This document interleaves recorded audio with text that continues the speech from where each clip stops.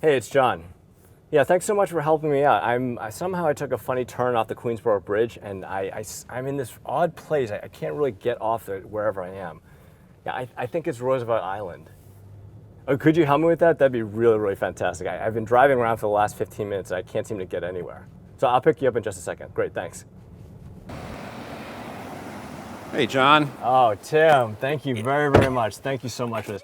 You know, I somehow took a strange turn off the Queensboro Bridge, and I've been driving around Roosevelt Island. I can't seem to get off the island. Happens all the time. There are people who have been driving around here for 20 years trying to get off. We have stations where we take care of those people, feed them. People are just circling around trying to get home. That's right. Half the population here are people who actually live somewhere else in New York City but can't get off. Thank you very much. You're Thanks welcome. for helping me. I don't want to be pessimistic about your chances, but I think you have one chance in 10 of getting out of here. So Tim, you've been preaching in New York for over 25 years, 4 times a Sunday. What do you have any kind of routine that you have right before you preach, just like an elite athlete would have a pregame routine? Yes, and nobody knows this, at least not until now. I eat a cup of Cheerios. I put 2 pillows on the floor in my office and get on the floor and lay there and look my sermon notes over. I get to the site where I'm going to preach about an hour early, and I walk around the neighborhood looking at my sermon before I go in and preach it. You want to know what I do? I guess I'm going to find out. I listen to something that's very inspirational to me, something that gets me up for that particular event of preaching. Inspirational, okay. You are doomed unless you believe the gospel, unless you believe that you are more wicked and more evil than you ever dared believe, but you're more accepted and loved than you ever dared hope. It's so inspirational. Is that Charles Spurgeon? I couldn't be. So as you probably know, Tim, next week I am going to I'm going to MC the 25th anniversary gala for Hope for New York. And actually I'll be interviewing you, and so we'll be on stage a lot for that day. Do you think that we need to do anything to prepare together? Well, I think we ought to really make sure that we are synchronized. So you should shave your head. I could shave my head. That's right. Maybe we should dress the same way. You think we should dress similarly? That's not a bad idea. Okay.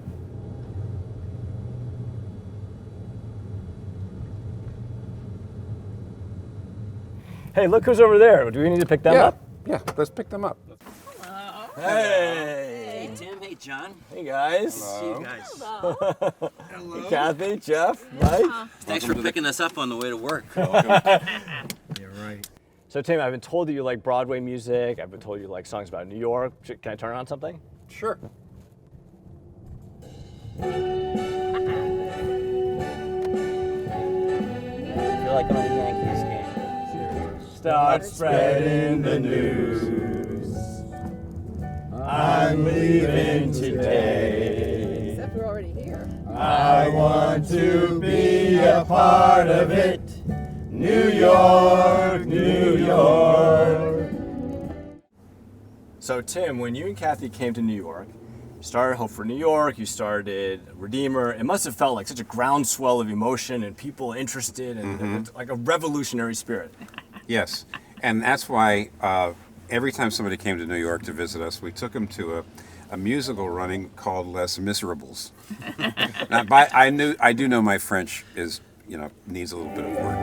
Do you hear the people singing the song of angry men? It is the music of a people who will not be slaves again. When the beating of your heart echoes the beating of the drums, there is a life about to start when tomorrow comes.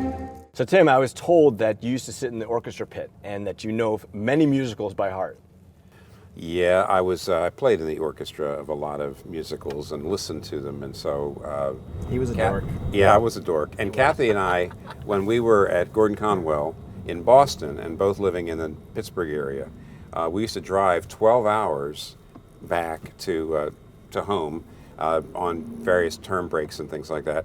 And I would, it was just entertain me. I'd entertain her doing it. It was slow. It was before the internet. Routine. Still a dork. Still a dork. I can still do it, I think. Maybe. Trouble, trouble, trouble. Mothers of River City. Heed that warning before it's too late. Telltale signs of corruption. The minute your son leaves the house, does he rebuckle his knickerbockers below the knee? Is there a nicotine stain on his index finger? A dime novel hidden in the corn crib?